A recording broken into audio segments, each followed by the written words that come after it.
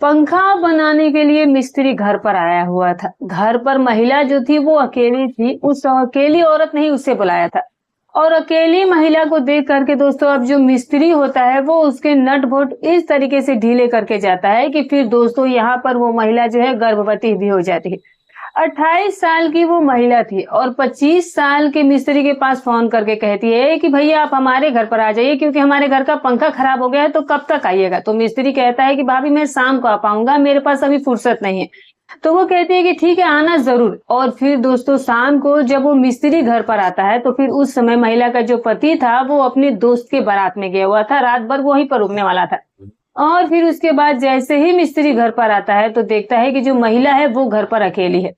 और फिर वो पंखा ठीक करना शुरू कर देता है। और तभी दोस्तों मिस्त्री ने पंखा कुछ इस तरीके से ठीक कर दिया क्योंकि जो ये महिला थी वो अपने सारे कपड़े जो है वो हटा करके उस पंखा मिस्त्री के सामने आकर के खड़ी हो जाती है। और फिर दोस्तों आप समझ सकते हैं कि फिर मिस्त्री ने पंखा किस किस तरीके से ठीक किया होगा। जानते हैं दोस्तों पूरी कहानी उसके बाद क्या होता है इस घटना के अंदर। बहुत ही रोचक कहानी है, बहुत ही आपको सीख देने वाली कहानी है। तो बिल्कुल भी कहानी को स्किप मत कीजिएगा दोस्तों, ये बिल्कुल ही सच्ची कहानी है और इन घटनाओं से हमें बहुत सीख लेने की जरूरत होती है। तो चलिए दोस्तों कहानी की शुरुआत करते हैं। नमस्कार प्रणाम दोस्तों, स्वागत है आपका हमारे यूट्यूब चैनल में। दोस्तों ये जो कहानी है ये नागालैंड के एक छोटे से गांव के अंदर घटी हुई थी। अब वहीं पर एक दोस्तों कुछ पहाड़ी इलाका होता है तो वहीं पर छोटे छोटे गांव बसे हुए थे जहां पर दूर दराज घर बसे हुए थे। और ऐसा ही एक गांव होता है। उस गांव के अंदर तोसी नाम का एक युवक रहा करता था जिसकी उम्र 30 साल थी। माँ बाप उसके थे नहीं और 9 साल पहले उसकी शादी हुई थी और पत्नी का नाम जो है वो सेंटिला होता है। और फिलहाल वो 27 साल की हो चुकी है। 9 साल के शादी होने के बावजूद भी अब तक इन्हें कोई बच्चा नहीं हुआ था। तो फिर जो तोसी होता है जो घर का मुखिया था, जो पति था वो फलों की रेहड़ी लगाया करता था। और जो ये सेंटिला होती है वहीं पर पति के बगल में ही मछली की जो दुकान होती है उसमें वो मछली बेचने का काम करती थी। अब तो दोस्तों इन दोनों ही पति पत्नी का जो जोड़ा था वो बहुत अच्छे तरीके से चल रहा था, कोई दिक्कत नहीं थी। शादी को भी 9-10 साल गुजर चुके थे। लेकिन एक ही तकलीफ इनके सीने में था कि अगर काश बच्चा टाइम पर हो जाता तो हम अच्छे से जी पाते, कुछ इकट्ठा करते उसके लिए और हमारा मन भी लगा रहता जिंदगी में। लेकिन ऊपर वाले के सामने आखिर किसकी चली है। अब चूंकि बच्चा पैदा नहीं हुआ था तो दोनों कभी कभार उदास भी हो जाते थे और फिर कभी कभार दोनों एक दूसरे को समझाया भी करते थे कि कोई दिक्कत नहीं, अकेले ही ठीक है। बहुत सारे लोगों की औलादें होती है तभी भी वो अपने माता पिता को पीटते, उन्हें खाना पीना तक बुढ़ापे में नहीं देते हैं। अब यहाँ पर क्या होता है दोस्तों कि इससे पहले ये जैसे ही सुबह के दुकान पर निकलते हैं तो फिर शाम को घर आ जाते थे। लेकिन इससे पहले भी तो इनका काम चल रहा था, इनसे पहले इनका बहुत सारा इलाज भी करवाया था। बच्चे की चाहत में काफी इलाज कराया, झाड़ फूक करवाया, पीर दरगाह बहुत सारी जगहों पर इन्होंने दिखाया कि उम्मीद की कि शायद बच्चा हो जाए, लेकिन फिर भी बच्चा नहीं होता है।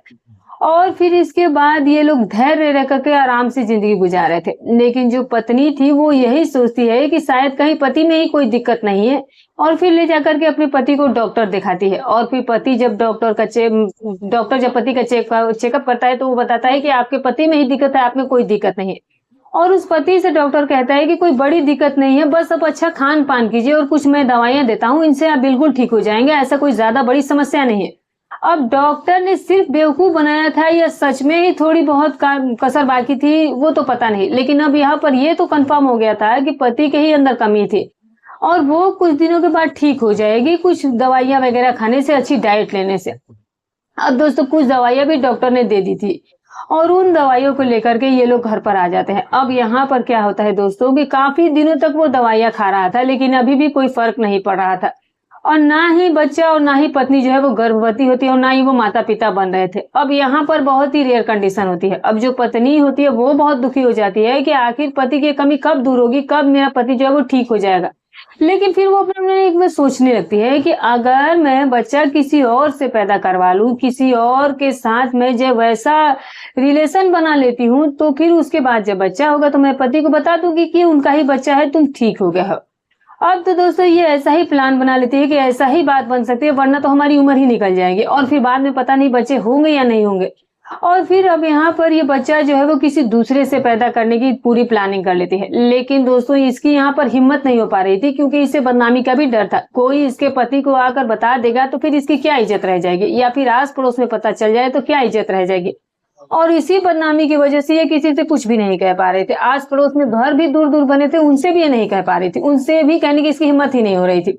इसके ही क्लास में साथ पढ़ने वाला एक लड़का था जो कि बहुत ही हंसमुख टाइप था, लेकिन उससे भी वो कहने की कोशिश करती है जब वो उसकी दुकान पर आया था, लेकिन फिर भी वो उससे कह नहीं पाती है। अब ये कहीं ना कहीं शर्मिंदगी से कुछ कर ही नहीं पा रही थी। अब यहाँ पर क्या होता है दोस्तों कि एक बार शाम का समय होता है और अब शाम के समय ये दोनों काम धंधा करके घर पर पहुंचते हैं और फिर घर पर पहुंचने के बाद अब जो पति होता है वो ये कहता है कि देखो तुम अपने लिए खाना बना लो, मैं तो अपने दोस्त की बारात में जाने वाला हूँ, तो खाना वाना मैं वहीं पकड़ लूंगा। तो अब यहाँ पर जो ये महिला होती है अपने लिए खाना बना लेती है और फिर जो पति होता है वो कपड़े लत्ते पहन करके वो दोस्त की बारात में जाने के लिए तैयारी करने लगता है। लेकिन जैसे ही ये महिला खाना बनाने के लिए किचन में जाती है तो फिर वहां पर दोस्तों जो किचन का एक एग्जिट फैन होता है दोस्तों, अब वो फैन खराब हो जाता है और इनकी किचन ऐसी थी कि अगर एग्जिट फैन को ना चलाया जाए तो पूरे घर में धुआं हो जाया करता था और इसी वजह से इन्होंने एग्जिट फैन भी लगाया हुआ था। अब दोस्तों वो फैन खराब हो जाता है और फिर जैसे तैसे करके ये खाना बनाने की कोशिश भी करती है, लेकिन परेशानी बढ़ जाती है और ऊपर से अब ये एक मिस्त्री को तभी फोन करती है और फिर जैसे ही मिस्त्री को फोन करती है तो कहती है कि भैया हमारे यहाँ का पंखा खराब हो गया तो आकर जरा बना दीजिए। तो मिस्त्री कहता है कि ठीक है, फिर मैं थोड़ी देर में आता हूँ, थोड़ा शाम को आता हूँ।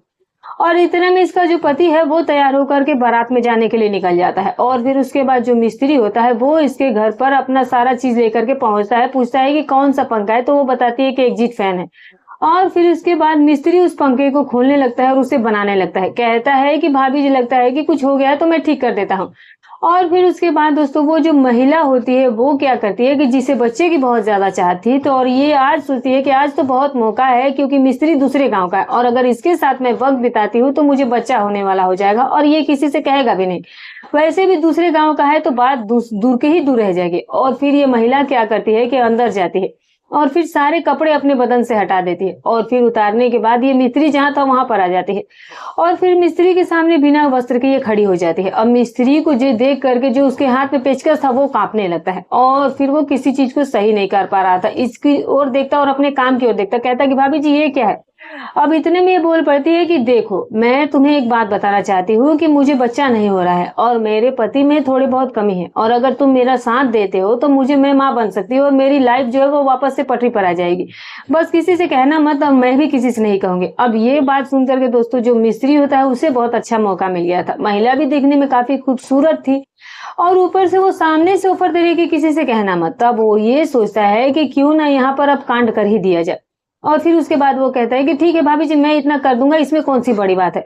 और फिर दोस्तों जो महिला होती है वो अपने गले उस मिस्त्री को लगा लेती है और फिर दोनों के बीच में वहां रिश्ते कायम हो जाते हैं और रिश्ते बनने के बाद मिस्त्री पंखा वंखा ठीक करने के बाद तब महिला कहती है कि आज रात यहीं पर रुक जाओ क्योंकि मेरा पति घर पर नहीं है।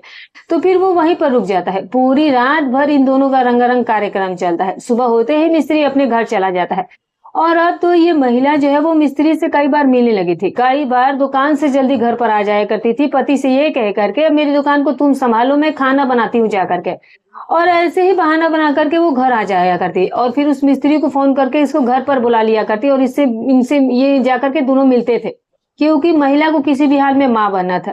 अब 2 महीने गुजर जाते हैं और 2 महीने में लगातार इनके बीच में रिश्ते कायम हो रहे थे और फिर दोस्तों अब जो महिला होती है उसे वो जो है वो गर्भवती हो जाती है और ये इस बात से बहुत खुश हो जाती है और फिर जाकर के अपने पति को बताती है कि सुनते हो जी मैं माँ बनने वाली हूँ, तुम पिता बनने वाले हो। दोनों के बीच खुशी का कोई ठिकाना नहीं था। पिता यानी पति को क्या पता था कि वो बच्चा जो है वो उसका नहीं है। अब पति भी इस बात से खुश हो जाता है कि शायद ये उसका ही बच्चा है क्योंकि डॉक्टर ने कहा ही था कि कुछ ही दिनों में ठीक हो जाओगे, तो शायद मैं ठीक हो गया हूँ। तो वो भी बहुत खुश था, पत्नी भी बहुत खुश थी। लेकिन अब दोस्तों अभी भी मिस्त्री जो था वो अपना प्रोग्राम जो था वो अभी भी यहाँ पर उस प्रोग्राम को वो चालू ही रखे हुए था। मगर दोस्तों ये जो महिला होती है ये अब अपने उस प्रेमी से कहने लगती है कि अब तुम ये सब रहने दो, अब तुम मेरे पीछे आना छोड़ दो। मिस्त्री का दोस्तों नाम आसानू होता है जिसकी उम्र 22 साल होती है और वो भी लड़का ही होता है। और फिर ये जो महिला थी इसका नाम सेंटिला था और जिसकी 27 साल उम्र थी। ये कहती है कि अब तुम मेरे पीछे आना छोड़ दो, अब मैं गर्भवती हो चुकी हूँ, मैं माँ बनने वाली हूँ और अब तुम अपना काम देखो, मतलब जो भी कुछ काम है वो तुम करो। लेकिन दोस्तों यहाँ पर क्या होता है कि मिस्त्री तो कहता है जो उसको पेचकस घुमाना उसने सीख लिया था, अब वो पेचकस घुमाना उसे बार बार याद आ रहा था और बार बार इसके पास फोन कर दिया करता और फिर जैसे तैसे इससे मिल लिया करता था। अब महिला कहीं ना कहीं से परेशान होने लगी थी। मिस्त्री को तो पेचकस घुमाने की अब आदत पड़ गई थी, तो फिर वो दूर हटने का नाम ही नहीं ले रहा था। बोला कि अगर मुझे नहीं बुलाओगी तो फिर मैं तुम्हारे पति को बता दूंगा कि ये बच्चा किसका है। अब एकदम से ही ये डर जाती है, घबरा जाती है, टेंशन में आ जाती है और फिर महिला उससे कहती है कि ऐसा बिल्कुल मत करना, मैंने बहुत मुश्किलों से मैं बच्चे का चेहरा देखने वाली हूँ, तो तुम ऐसा मत करो। वो उससे विनती करती है, रिक्वेस्ट करती है, कहती है कि मैंने तुमसे पहले ही कहा था कि जब मैं माँ बनने वाली रहूंगी तो मुझसे दूर हो जाना, लेकिन फिर भी वो नहीं मानता है और अब उसे वो ब्लैकमेल करना शुरू कर देता है कि नहीं आएगी तो पति को बता दूंगा। अब दोस्तों जो पति था वो उसका बहुत सीधा साधा व्यक्ति था, ज्यादा उससे ना तो गुस्सा आया करता था और ना ही किसी से वो विवाद करता था। अब जब बार बार उसे वो प्रेशर डलता था तो लड़की जो है वो साफ मना कर देती है कि अब मैं तुम्हारे साथ कोई रिलेशन नहीं रखूंगी, मेरे पास बस बच्चे का उद्देश्य था जो पूरा हो गया। लेकिन फिर भी मिस्त्री नहीं मानता और फिर बार बार उसे प्रेशर डाले ही जा रहा था। और फिर ये कहता है कि ठीक है अब तुम मेरे पास मत आओ, मुझे भी मत बुलाओ। और फिर एक दिन वो अपने आखिर जाकर उसके पति को बता देता है। अब जब पति को ये बात पता चलती है तो उसे बहुत गुस्सा आता है, उसकी आत्मा पर चोट पहुंची हुई थी दोस्तों। और फिर वो अपने पति से काफी गुस्सा हो जाता है, दोनों पति पत्नी के बीच में झगड़ा होने लगता है। तो फिर पत्नी जो है वो अपने मायके चली जाती है और फिर वहीं पर वो 4-6 महीने रहती है। अब जो बच्चा था वो पेट में 8 महीने का हो चुका था और अब डिलीवरी होने में 1 महीना बाकी था। तो फिर जब 8 महीने का बच्चा था तो प्रेमी अभी भी उस औरत से मिलने की कोशिश पर कोशिश लगातार किए ही जा रहा था। अब उसे वो कहीं ना कहीं टॉर्चर करने लगा था कि अगर तुम मेरे साथ रिश्ता नहीं बनाओगी तो फिर मैं तुम्हारे पति को ही मार दूंगा घर पर जाकर के। अब तो दोस्तों पत्नी को बहुत चिंता होने लगी थी, क्योंकि वो पति से बहुत प्यार करती थी। हालांकि इनका झगड़ा हुआ था लेकिन पत्नी को ये पता था कि कोई भी पुरुष को जब ऐसी बात पता लगेगी तो जाहिर सी बात है वो गुस्सा करेगा ही। और पत्नी अपने घर पर रहकर यही सोच रही थी कि अब आगे जो होगा वो ठीक कर लूंगी। और यहाँ पर क्या होता है दोस्तों कि जो वो प्रेमी होता है वो उसके पति को ही मारने की धमकी देने लगा कि या तो मेरे साथ समय बिताओ वरना मैं तुम्हारे पति को निपटा दूंगा। अब जो पत्नी होती है उसे चिंता होने लगती है कि पति को अगर इसने हाथ भी लगा दिया तो फिर मैं इसे छोड़ूंगी नहीं, और अपना मन में ऐसे ही ठान लेती है। और फिर दोस्तों एक शाम ऐसी आती है जब वो फोन करके कहता है कि मैं तेरे पति को आज मारने जा रहा हूँ। और इतनी में जब पत्नी को टेंशन होने लगती है तो फिर वो अपने पति को फोन करती है, लेकिन पति कहाँ था, उसका फोन तो रिंग जा रहा था लेकिन पति फोन नहीं उठाता है। तो फिर जो ये महिला होती है वो बार बार पति पर फोन करती है लेकिन पति फोन ही नहीं उठाता है। तो फिर वो खुद ही घर की तरफ जो है वो दौड़ पड़ती है, अपने मायके से ससुराल की तरफ, अपने पति के घर तरफ। अब वहां जाते जाते तकरीबन उसे 1 घंटा लग जाता है। और फिर दोस्तों उधर जो मिस्त्री होता है वो इनके पति के घर पर जाता है। वहां पर जाकर देखता है कि जो पति है दोस्तों वो जो है वो पहाड़ियों के पास इनका घर था, एकांत में घर था। तो अब वो जा करके ये देखता है कि जो पति है वो कुएं पर पानी वगैरह निकाला है और वहीं पर कपड़े रखे हुए हैं। तो शायद वो कपड़े धो रहा था और चप्पल भी उतरी हुई थी, वहीं पर काम कर रहा था। अब जैसे ही वो पानी निकाल रहा था तो पीछे से वो डंडे से उसके सिर पर वार कर देता है और पति को डंडा लगता ही वो बेहोश हो जाता है। कुएं के मुंडेर पर वो खड़ा हुआ था और वहीं से वो कुएं में ही गिर जाता है। अब दोस्तों कुएं के अंदर वो गिर तो जाता है, छलांग उसकी आ जाती है, पानी में एकदम से गिर जाती है। तो फिर दोस्तों वो जो मिस्त्री होता है वो डर के मारे वहां से भाग जाता है कि किसी को कुछ पता ना चले। लेकिन दोस्तों पति जैसे ही कुएं में गिरा था तो फिर जो उसकी कमीज थी, जो टी शर्ट वगैरह उसने पहनी हुई थी, वो कुएं के अंदर से कुछ कील वगैरह गाड़ करके ऊपर की तरफ चढ़ने के लिए वो सीढ़ियां बना रखी थी। जैसे कि घर का कुआं था तो वो उसे साफ भी करते होंगे, महीने 2 महीने 4 महीने में जो भी कुछ करना होता है तो वो करते होंगे। तो फिर वहां पर उन्होंने सीढ़ियां बना रखी थी। तो फिर उन सीढ़ियों की कील जो पानी के समीप थी, नीचे सबसे नीचे वाली सीढ़ी, उसी में जाकर उसकी कमीज अटक जाती है। और फिर दोस्तों सारा शरीर तो पानी में था लेकिन जो उसका चेहरा है वो पानी से ऊपर रह जाता है। सांस उसकी चल रही थी, वैसे तो वो बेहोश हो चुका था। अब वो बेहोश हो चुका था, किसी को आवाज भी नहीं लगा पाता है। लेकिन उसकी पत्नी घर पर पहुंच जाती है और इतनी उसकी ज्यादा चिंता ही थी कि जब वो घर पर जाती है तो फिर से फोन बजाती है। तो फोन तो उसका कमरे के ही अंदर पड़ा हुआ बज रहा था। अपने पति को आवाज लगाती है कि कहाँ हो तुम, कहाँ हो तुम। पति उसे कहीं भी नहीं मिलता है। तो फिर कुएं की तरफ उसकी नजर जाती है। वहां पर कुएं के पास में धुले हुए कपड़े रखे हुए थे और कुछ अभी धोने के लिए बाकी थे, साबुन वगैरह भी लगा हुआ था। वहीं पर पति की चप्पल भी पड़ी हुई थी। अब तो ये महिला जो है वो बुरी तरीके से घबरा जाती है और भाग करके वहां पर रोती रोती जाती है। और फिर जब कुएं के अंदर झांक करके देखती है तो फिर इसका जो पति था वो पानी में तैर रहा था और जो उसकी कमीज का कॉलर जा था वो सीढ़ी के अंदर उलझा हुआ था, जो कि लोहे की एक कील थी वहां पर उलझा हुआ था। अब दोस्तों वो जोर जोर से चिल्लाने लगती है, लोगों को बुलाती है, दूर दूर घर थे लेकिन सबको बुला लेती है कि मेरे पति के साथ कोई ऐसा कर गया। और फिर उसे निकाला जाता है। और लेकिन जैसे उस पति को निकाला जाता है तो सांसें चल रही थी, क्योंकि वो डूबा नहीं था, उस बेहोश हो गया था। अब सर में चोट थी, थोड़ा बहुत खून भी निकल रहा था। लेकिन दोस्तों जो आस पड़ोस के लोग होते हैं वो यही कहते हैं कि चिंता मत करो, इन्हें कुछ हुआ नहीं है, बस ये बेहोश है और अभी भी इनकी सांसें चल रही है। ये सुनकर के पति की जान में जान आती है कि चलो ले चलो हॉस्पिटल। उन्हें हॉस्पिटल ले जाया जाता है और हॉस्पिटल लेकर दौड़ती है और आस पड़ोस के लोगों के साथ। और फिर वहां ले जाकर जब उसका हॉस्पिटल में इलाज कराया जाता है, 2 घंटे के बाद उसे होश आ जाता है और अच्छा खासा वो बोलने लगता है। अब तो दोस्तों जो पत्नी होती है वो उसके पास बैठी उसके हाथ को अपने हाथ में लेकर के जोर जोर से रोए जा रही थी। इधर जो पति होता है वो कह रहा था कि आ गई तुम, तो वो कहती है कि हाँ मैं आ गई, मुझे माफ कर देना, मेरी ही सारी गलती है। तो वो कहता है कि क्या हुआ, तुम्हारी गलती कैसे है इसमें, मुझे किसी ने पीछे से डंडा मारा, इसमें तुम्हारी क्या गलती है, मैं तो उसका शकल तक नहीं देख पाया, पता नहीं वो कौन था।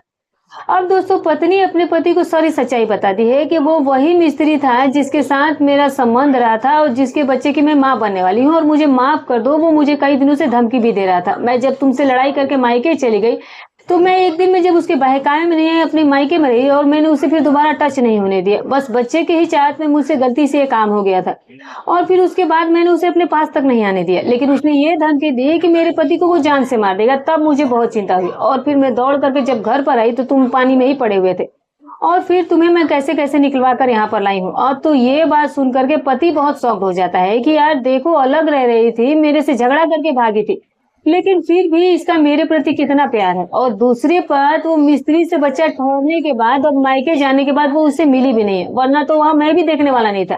तो इसका मतलब है कि इसका मन में खोट नहीं है, बस एक बच्चे की चाहत में इस बेचारी ने गलत कदम उठा लिया था। तो फिर उसके बाद उसका पति उसे माफ कर देता है, कहता है कि कोई दिक्कत नहीं है, मुझे घर ले चलो, पहले पुलिस को यहाँ बुलाओ, FIR दर्ज करवाते हैं। और फिर पुलिस वहां पर आती है क्योंकि डंडा मारा गया था, सर पर कुएं में डाला गया था। अब पुलिस को दोनों ही पति पत्नी FIR लिखवाकर सारी चीजें बता देते हैं। और फिर पुलिस कहती है कि कोई सबूत वगैरह हो तुम्हारे पास तो बताओ। तो पति कहता है कि हाँ सबूत तो हमारे पास बहुत अच्छा है, घर पर जाइए और घर पर हम भी चलते हैं, क्योंकि उसे ज्यादा चोट भी नहीं लगी थी। और घर जाकर के CCTV कैमरे उसने अपने घर के चारों तरफ लगाए रखे थे। और फिर दोस्तों CCTV कैमरों को फुटेज कर निकाला जाता है और तो स्पष्ट रूप से कातिल का चेहरा जो वो दिख जाता है। सारा मामला ही वहां पर साफ हो जाता है कि पीछे से डंडा मारा गया था और फिर उसे कुआं में धक्का दे दिया गया था। अब उसे तुरंत पकड़ा जाता है और पकड़ने के बाद उसे जेल में डाल दिया जाता है। अब मिस्त्री की जो मिस्त्राहट है वो जेल में चलेगी। और इधर क्या होता है कि जो ये पति पत्नी होते हैं वो एक दूसरे को माफ कर देते हैं, लेकिन 1 महीने के बाद उन्हें एक बेटा पैदा होता है और अब दोनों यही विचार करते हैं कि इस बच्चे का क्या करे, क्या इसे अनाथ आश्रम में दे दूं या फिर रखे या क्या करे।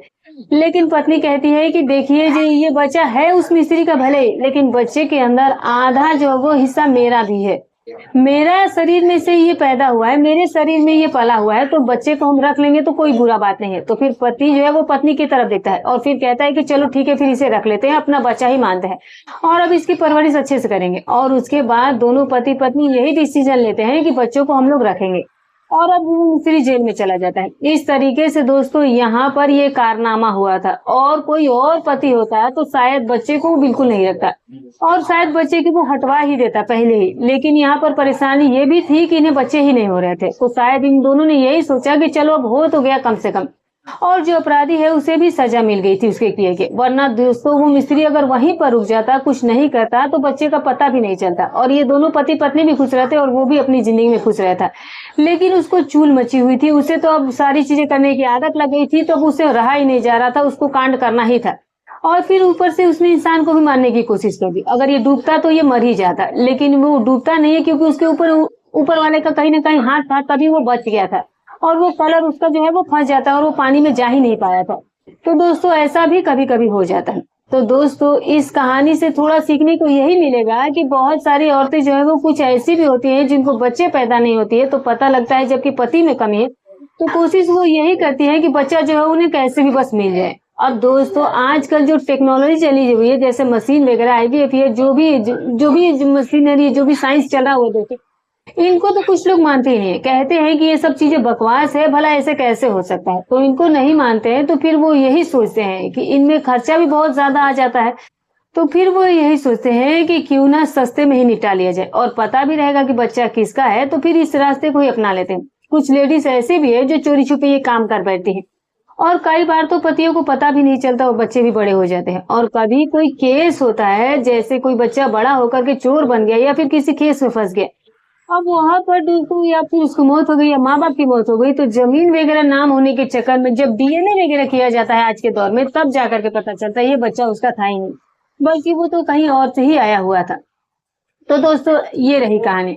आप इस कहानी के बारे में क्या राय देंगे, कमेंट करके जरूर बताइएगा। तो दोस्तों, हमारी कहानी सुनाने का उद्देश्य किसी की भावनाओं को ठेस पहुंचाना नहीं है, ना ही किसी के दिल को आहत करना है।